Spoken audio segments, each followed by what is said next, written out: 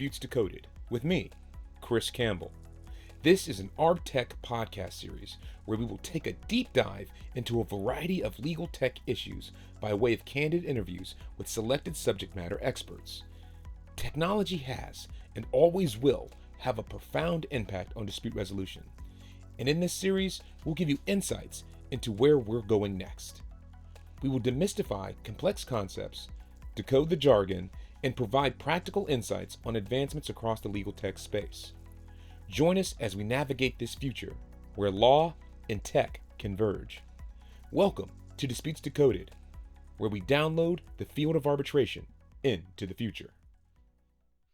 Hello and welcome back to Disputes Decoded, a partnership project between ARB Tech and Tales of the Tribunal. I'm your host, still, once again, for this walk through all of the topics tech, Chris Campbell. And with me today, I know this is deja vu once again in the second run of ARB Tech and Tales of the Tribunal partnering together. With me today, I've got Racheal Muldoon. Racheal, welcome back to the show. Thanks, Chris. Great to be here.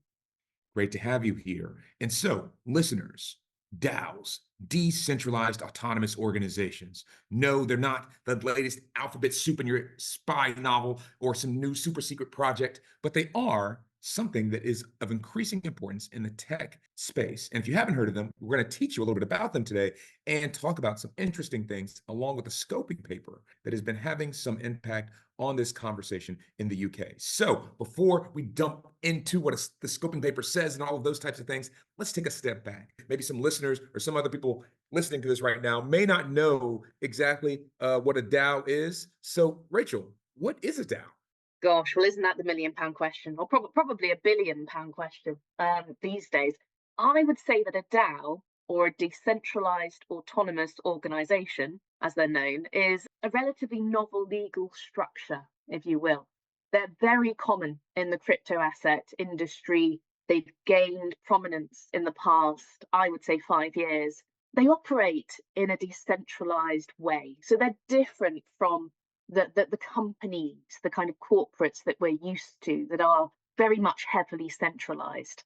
They're absent a central governing body. So its membership, the decentralised autonomous organisation's membership made up of more than two people usually, shares in management, decision-making, by collectively casting votes.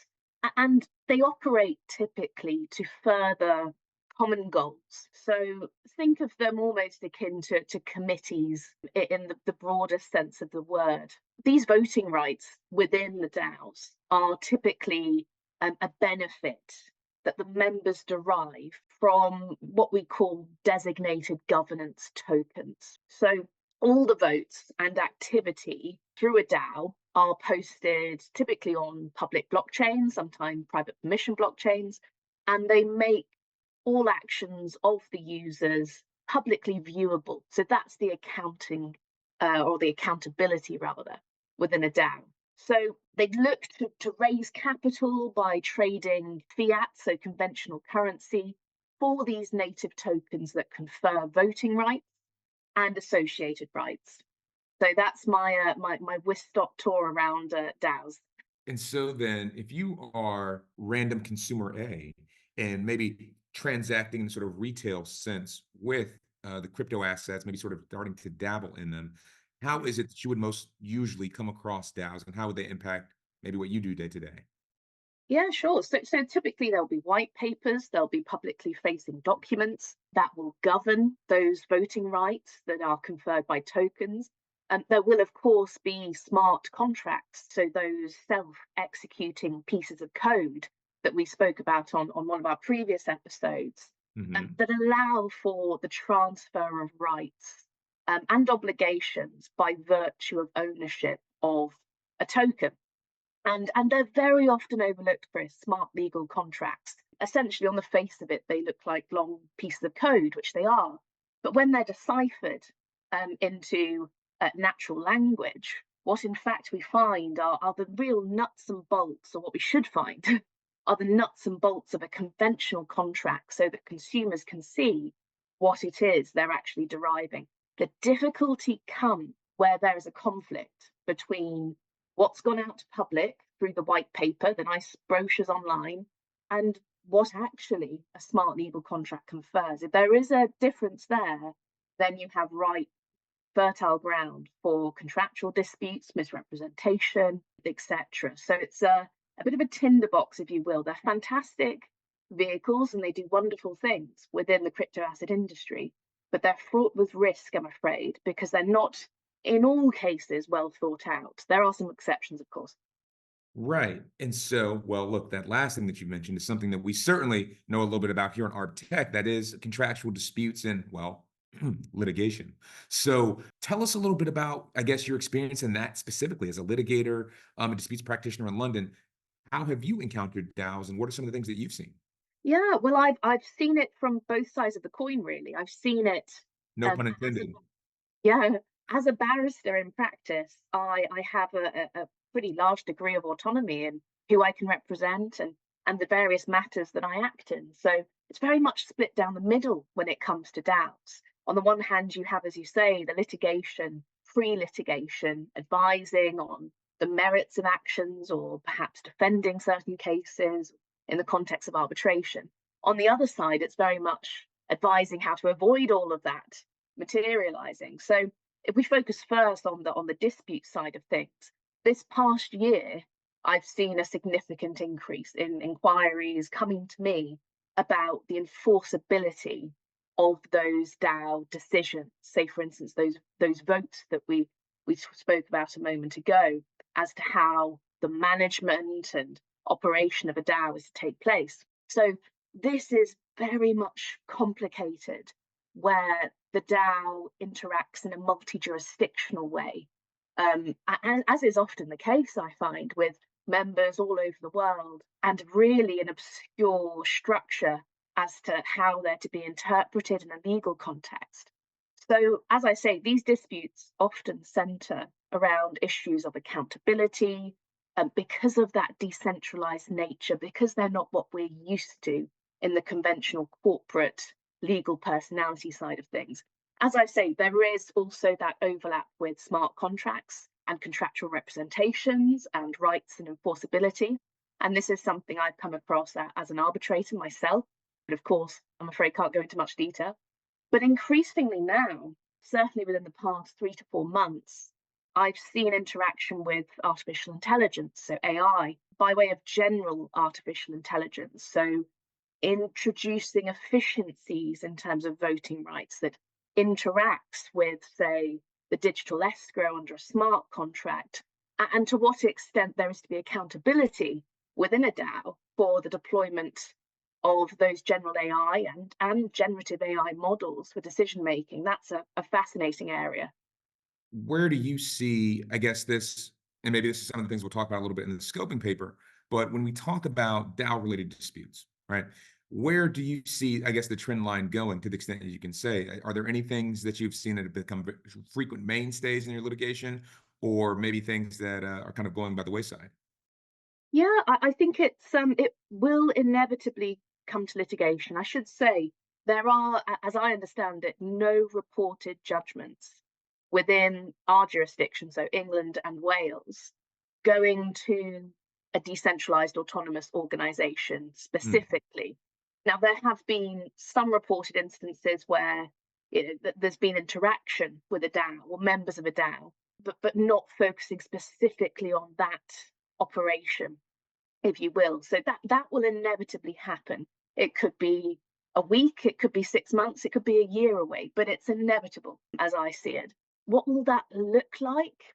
I suspect it will be very much rooted in breach of contract claims, maybe consumer rights based claims, misrepresentation, as I say, potentially going to that disjoin, as we say, between the public facing representations of voting rights and of other rights, and then actually what's conferred by ownership of the token. So that's how I see the majority of cases falling in the future, certainly in this jurisdiction. I guess maybe one more question before we turn from that a little bit is that, I mean, I guess if you have other practitioners out there, perhaps even students that are listening, and they want to find out more about these disputes or maybe just understanding DAOs on a fundamental level, where would you recommend they might do that? Yeah, well, I think the starting point is that the fabulous new paper, as we say, from the Law Commission of England and Wales, headed up by the preeminent Professor Sarah Green, who was our former law commissioner. And that scoping paper looks at DAOs and the current state of play, the current state of the law of England and Wales, and where perhaps we need greater confirmation. That's a fantastic starting point. But in terms of keeping on top of developments, I would, of course, and I'm not receiving commission, sadly, but I'd recommend resources like Lexis or Practical Law and setting up the relevant alerts. That's something that certainly helps me. So, speaking of scoping papers, the scoping paper that you just mentioned by the Law Commission, tell us a little bit more about that. So folks have a sort of a, I guess, a context if they were to go research it themselves. Sure. Well, several months ago now, it doesn't feel that long ago, the Law Commission of England and Wales, which recommend legislative reform, maybe an exploration of policy where it interacts with the law, drafted a paper, an extensive paper, over 500 pages, looking at DAOs and how they interact with the law of England and Wales. And it really goes into incredible detail and sets out a whole, well, plethora of things. I think it's a fabulous first step, the paper, towards, as I say, understanding the legal treatment of DAOs in the UK. And there are, I must say, supporting and opposing views as to the significance of the paper. I would certainly say there are several reasons why it's important that we've had this year, and I very much feel 2024 will be the year where the foundations for understanding DAOs under the law of England and Wales will I think be very much established. That the first is the paper clarifies legal definitions and what I call taxonomy, so categorizations under law. It sets out what DAOs likely are to be characterized as, but also that clarity is really crucial given the considerations of structure and governance and legal rights that may arise. So, establishing categories such as pure DAOs, hybrid arrangements, and digital legal entities all aids in contextualizing DAOs within the current framework. The second reason I feel that the scoping paper is significant is it lays the foundations for legal reform here in the UK. So while the paper doesn't include draft bills, it doesn't propose significant legal reform explicitly to deal with DAOs under our law, it certainly, I feel, lays the groundwork by identifying potential areas of legal ambiguity. And there are several, as we see also in the crypto asset space. The discussion around issues such as liability, legal personality, regulatory compliance all highlights the need for that legislative reform to better accommodate DAOs. And the third area I see are really identifying risks and challenges for industry and consumers alike. So it recognises the legal uncertainties surrounding DAOs and offers a cautionary framework for policymakers. But let's face it, there are always critics of these papers or of anything in life. And these criticisms levelled include there's a lack of formal recommendation in the scoping paper. So it deliberately refrains from making formal law reform recommendations. It, at this stage, is pointing out, as I say, areas of ambiguity and areas for tightening up our understanding. It's non-binding in nature, the recommendations. It's purely advisory, as I say. It's a matter for legislators to determine what is to be done, if anything at all. And also, taking all this together, there is therefore uncertainty regarding what the law will look like in future in terms of its treatment of DAOs. So I think the scoping paper is a crucial foundation. It's by no means final, and this debate will continue to rumble on.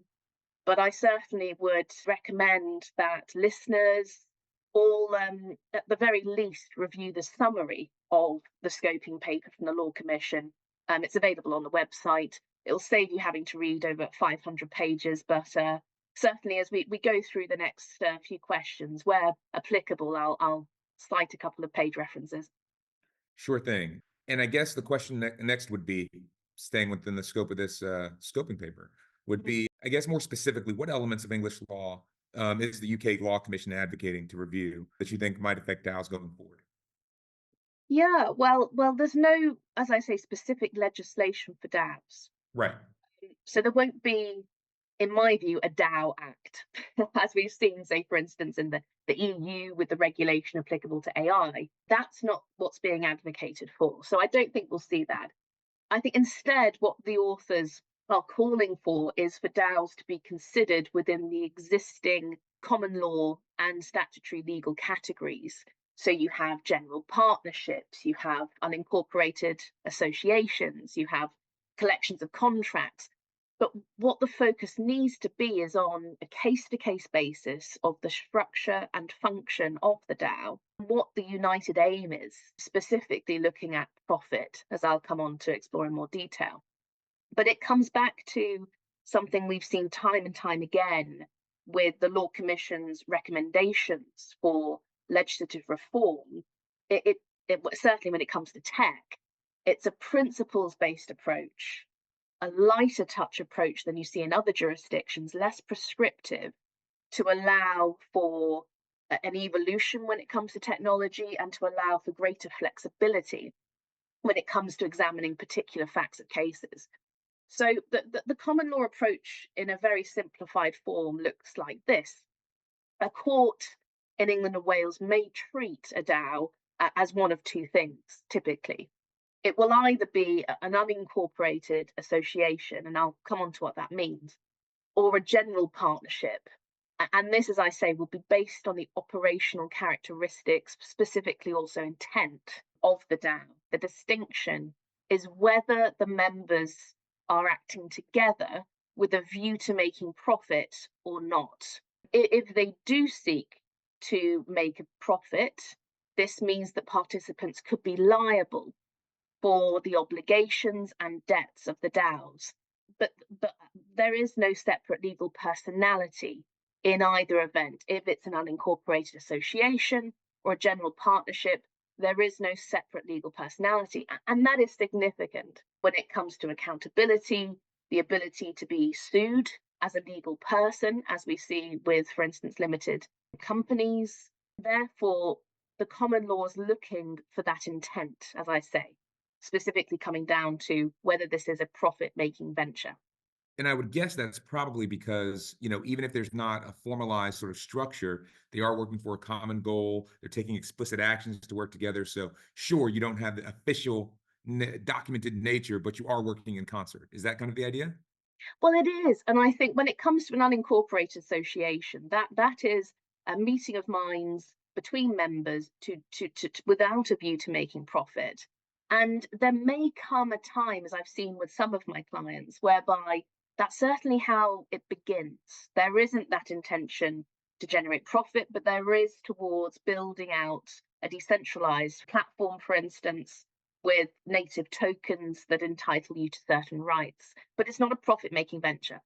That, of course, in the nature of business can change over time.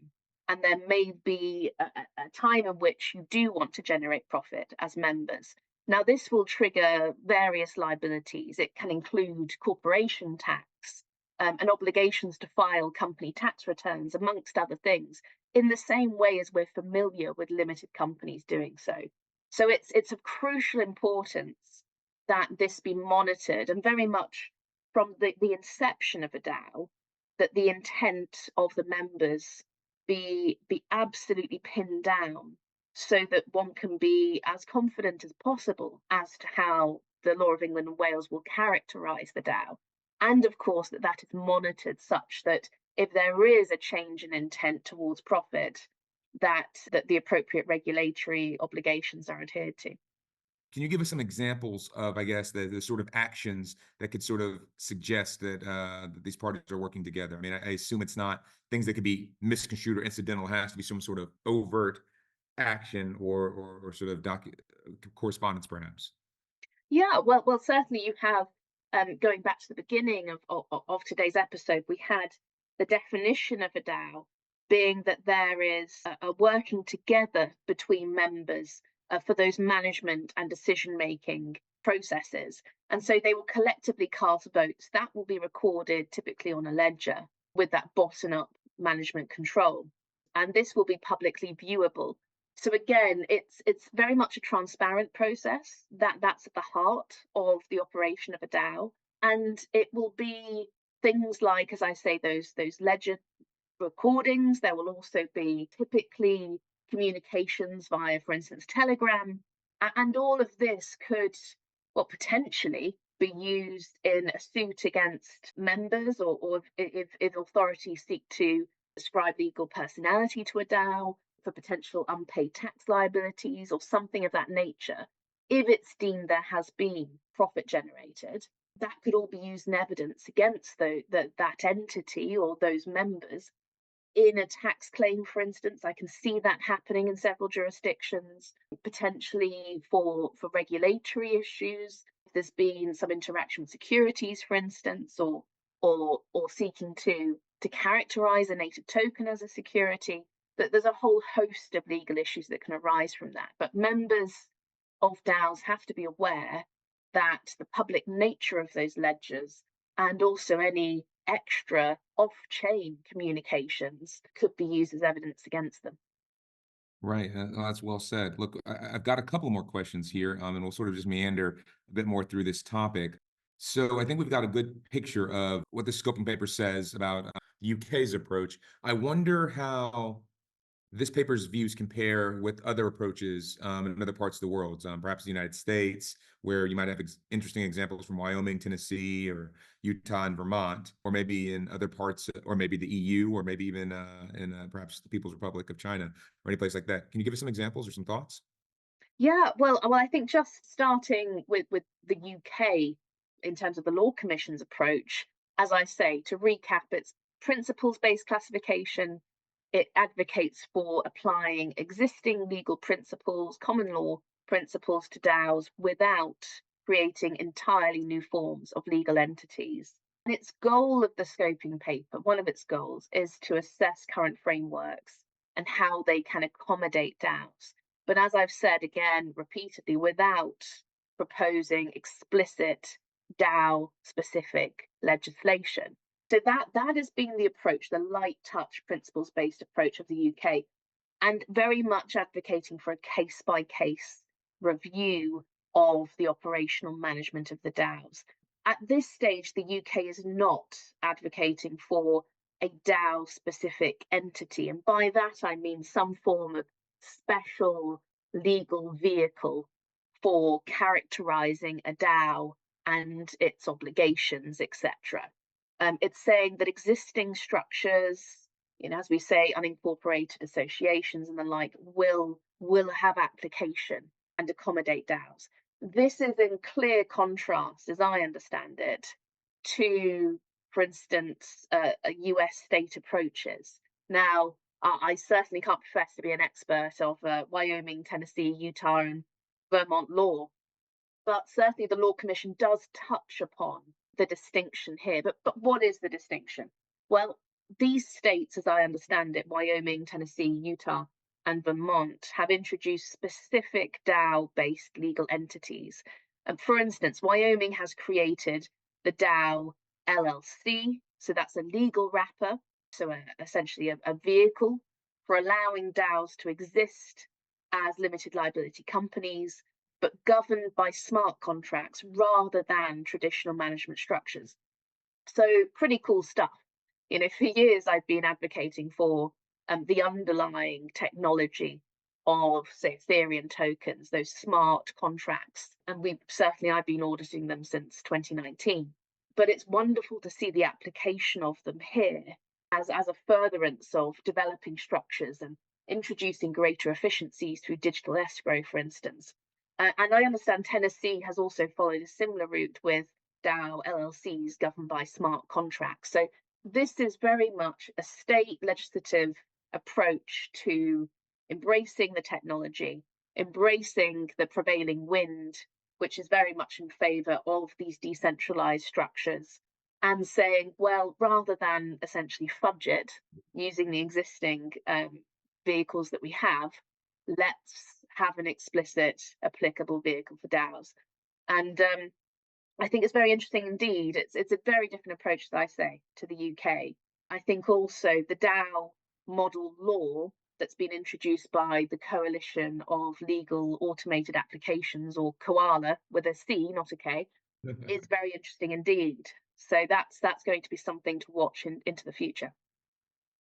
And I guess another thing that comes to mind as we're having all these conversations and looking at these DAOs from different angles is maybe when you consider this, the broader topic that are DAOs in the first place, what is something that you think people should be talking about more in the discussion regarding DAOs? Is there anything that particularly that comes to mind you feel like is kind of under discussed? As with all things, we have the centralized world, the world that's existed, well, long before the Industrial Revolution, but with, say, limited liability companies and very much a perception of how governance, corporate governance, should look like, and what we're familiar with and comfortable with. That centralized approach has blurred over the years, as we know, with decentralized structures, for instance, in fintech, as we've seen increasingly throughout other industries, towards decentralization. There is the tension that we see the world over, with regulators treating these decentralized entities in a weary way, imposing large fines, for instance. But as I say, we haven't seen the courts here examine DAOs in any particular detail.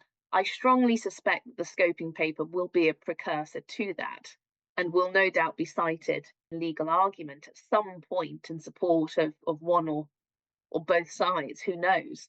But I think what we need to grapple with is the decentralized world, in my view, needs to come out of the shadows more and be prouder.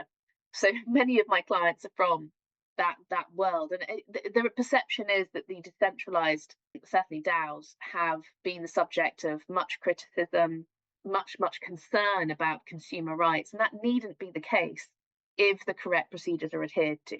So long as you adhere to transparency, accountability in terms of, what is the intent, what are the voting rights, what are those rights and obligations by virtue of token ownership, being absolutely transparent in terms of recording those voting rights, liaising with regulators and various authorities, tax authorities, for instance, to put their minds at rest and take guidance from them, and very much keep them involved in that process of review. That is how decentralized entities such as DAOs will, in time, I hope, win the trust of those centralized bodies and, by extension, the greater public. So it's but no mean feat. That there hasn't been an embrace of these structures. They're very much treated with caution. But there are, more often than not, legitimate groups, members, who want to work towards common goals. And I think it's a natural progression of society, and the law needs to cater to that.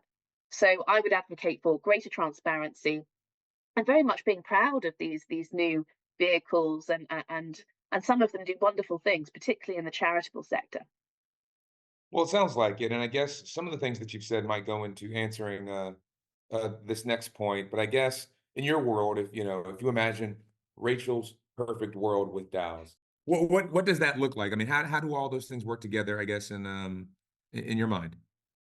Yeah, well, I think they could have application for many things, at a micro level. Let's face it, we often forget, some of us at least, that we've all survived a global pandemic, as our ancestors did before us, and we cast our minds back to those dark days of 2020, and many communities pulled together and united one another, and that I see as something wonderful, and something that, if we can involve tech, for instance, and distributed ledger technology in particular, then why on earth wouldn't we do that into the future? We've learnt the benefits of local communities supporting vulnerable individuals, food banks, for instance, and clubbing together. Why wouldn't you have an extension of that microeconomics to more broader ventures that aren't necessarily profit making? That, to me, is something that's hugely untapped, that particularly if you added the AI efficiencies and smart contracting, digital escrow, could be fantastic for communities and by extension economies.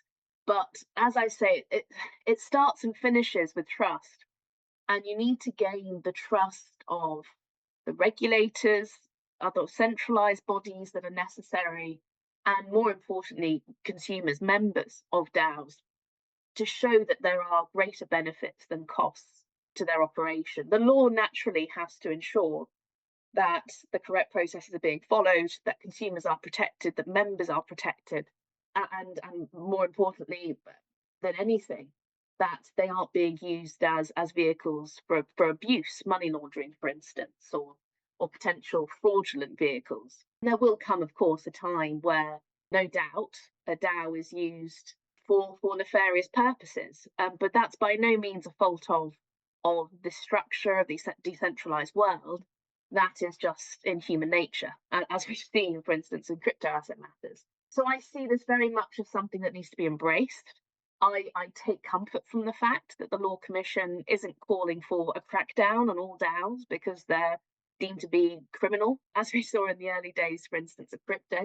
And I think it'll be very interesting indeed to see what happens in this jurisdiction. The ruling party of the day, the Labour Party, hasn't been clear as to it's early days, but hasn't been clear as to the treatment of DAOs or whether these policy recommendations will be enacted upon or not, as the case may be, or whether there's going to be any further guidance.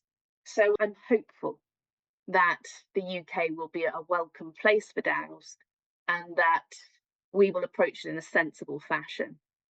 That's my hope, anyway. And that's a good hope. I think that is, I think it's a lot for listeners at home to think about and to sort of research and to talk about. I guess maybe putting, leading us towards the back part of this conversation, I would ask, okay, so you've told us what DAOs are, you told us about the scoping paper, you've told us about some of your practice and your work. I guess in that line of reasoning, your work that you do, what's next for you related to DAOs specifically, or maybe related to the subject matter? Gosh, well, I really enjoy with my practice over the years, and I'm now in my 8th year of advising clients at the intersection of tech and law. And how lucky am I? The best things about my job is it's global.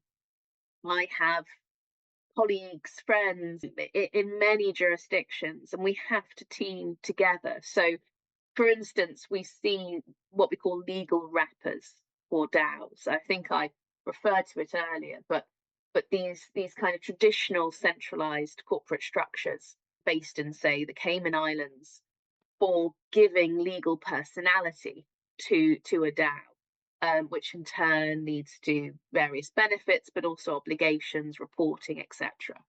And that's something that's certainly taken the offshore world by storm across Cayman, but also the British Virgin Islands. And I've had the pleasure of working with some fantastic lawyers out there and clients who are based there. But equally, we look to Singapore, we look to Dubai, New York, and Miami, and various other states. And I just think going into the future, I would love to embrace that more. To really collaborate with all these different jurisdictions, because the nature of tech matters, if I can call them that, is global. And so that for me is my objective. We can't take a micro approach to dealing with these matters because, as I say, you can have membership from all over the world. And where there is that ambiguity as to control of the DAO and legal personality, one needs to ensure that in certain jurisdictions you're not falling foul of legislation. So that's the best part of my job. It's the part that I hope will continue to apply, taking that global approach to these things. And you never know, who knows, there may be a DAO treaty in the making, maybe 20 years from now, who knows. In changing the question just a bit, what skill set or what background would you say that individuals interested in sort of doing more things with DAOs or crypto or digital asset sort of space should have? Any particular, I don't know about classes, but maybe just skill sets or mindsets they should have in trying to do this sort of work?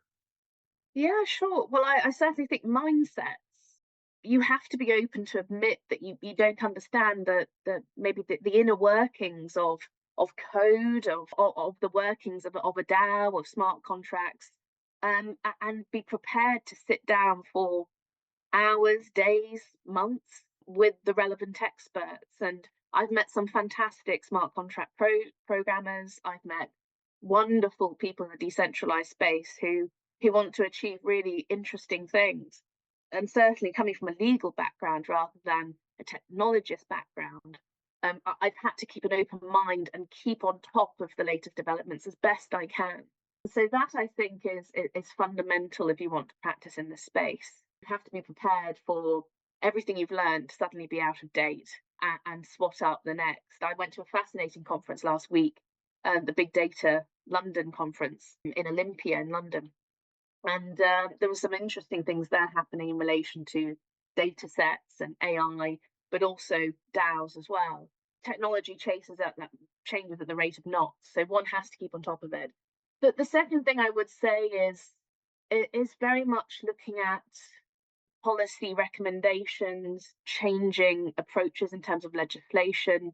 For instance, we've had a crypto assets bill recently introduced for consideration in the UK that would formally introduce into law a third category of personal property, right? So in relation to crypto assets specifically. So that is a deviation from the pure principles-based approach that we see here, but it may be that it's a precursor to specific legislative change in relation to DAOs in future. So you've got to keep your finger on the pulse in relation to what are the policy considerations, what are the motivations behind those considerations, what is on the legislative journey at the moment through Parliament, and what's the likelihood of that coming into effect in the next year, 2 years, 3 years.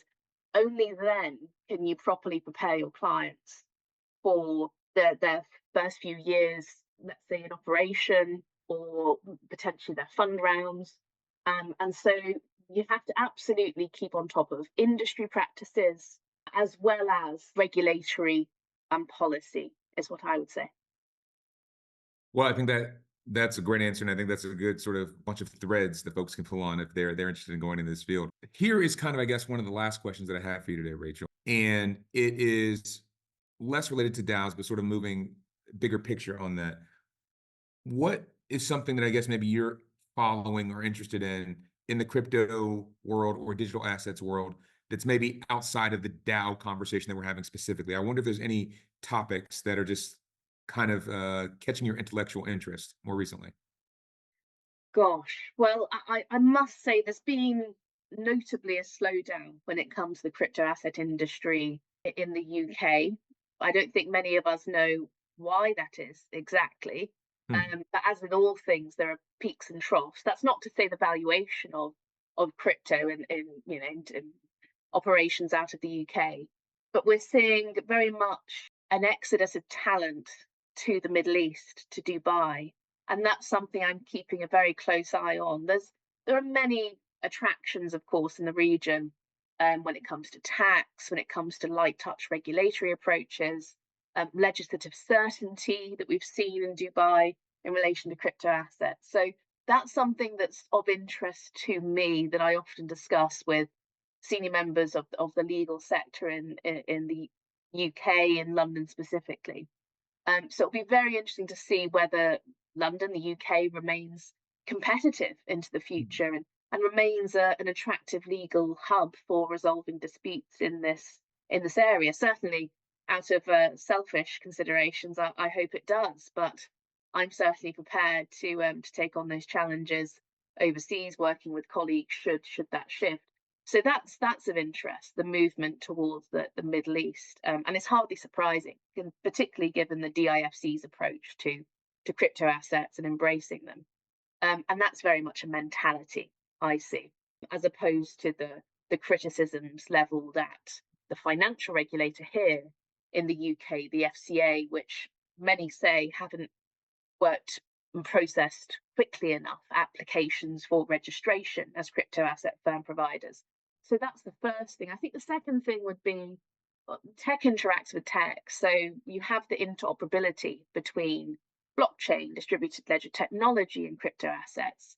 Likewise, you have smart contracting and data, and by extension, AI and data sets. So something I'm seeing an awful lot of is data sets, so huge amounts of data originating from crypto asset firms being fed into generative AI models, leading to predictions and outcomes from generative AI models. So I'm spending a lot of my time at the moment advising clients on the data protection issues arising from that, whether privacy policies and AI policies from these crypto asset firms are making clear that that's how personal data on platforms is being used, and not just financial data.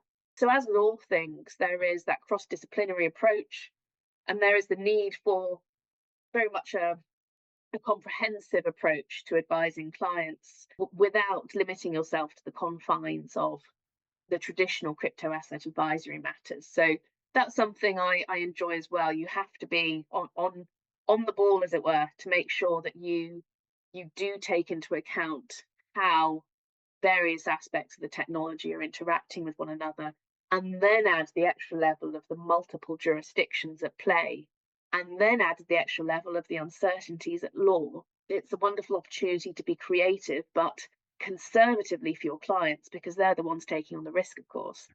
So that is the very long answer to what was a short question, Chris. But it's an interesting world out there, I can tell you that. No, it absolutely is. And I think with a lot of these conversations, that's kind of where we do like to try and bring it back towards the end, is that, whether it be crypto, whether it be AI, whether it be the legal technology, legal tools that are developing, all of these sorts of things have interesting sort of prongs on their own. And so hearing from you, the experts, on what you're paying attention to, what you're reading about, I think helps us find the through lines and the common trends that are going on, that we can maybe see the overlap and maybe where things are going. Absolutely. Well, it's great to have this platform to discuss that with you. It's a wonderful time to be practicing in this area. I encourage many more to try it out. But I think whatever we're dealing with now will be very different even a year from now. I look back to 2019, 2020. It was a very different world to the time we find ourselves now in 2024. And goodness knows, we're nearly at the end of the year. So what will 2025 hold? Well, that's absolutely right. And so, listeners that heard Rachel's first appearance will know that she talked about crypto a little bit more specifically from the currency standpoint, then to now DAOs. And I guess the question that comes naturally is, what are you going to talk about next time? Gosh, well, I won't be too dramatic and say quantum computing. I think that that may take a bit longer. But no, I suppose I do get asked the question often, and I'm flattered. But they ask the question, Rachel, you're the crypto person. Why you focus so much on LinkedIn, etc., on AI all of a sudden? Have you abandoned crypto? And the answer is far from it. It's simply a reaction to the needs of my clients. And I think when it comes to generative AI models, many will fail, sadly, because of, in most cases, preventable legal issues, compliance issues when it comes to data processing, for instance.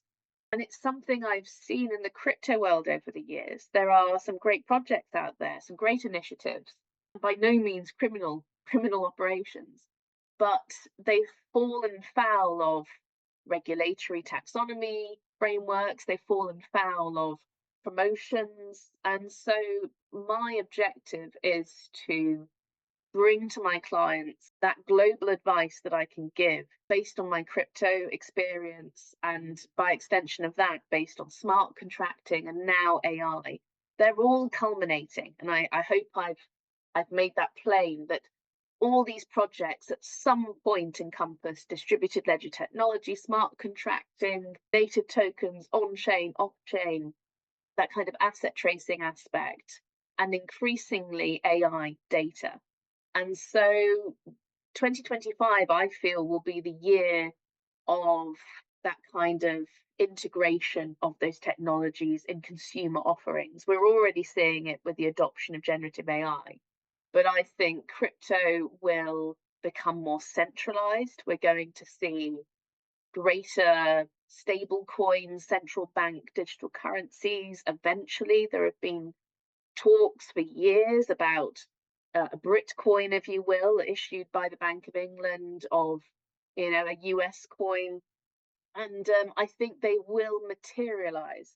But at the minute, we're in a political state of flux. In the UK, we have a new government. They have a pretty vigorous agenda, and that's underway. And so it's not seemingly a priority at the moment. But no, it's going to be a really, really interesting year, I feel. And it's only going to get more interesting when it comes to DAOs, because as I say, it'll be a matter of time until we see reported cases in this jurisdiction.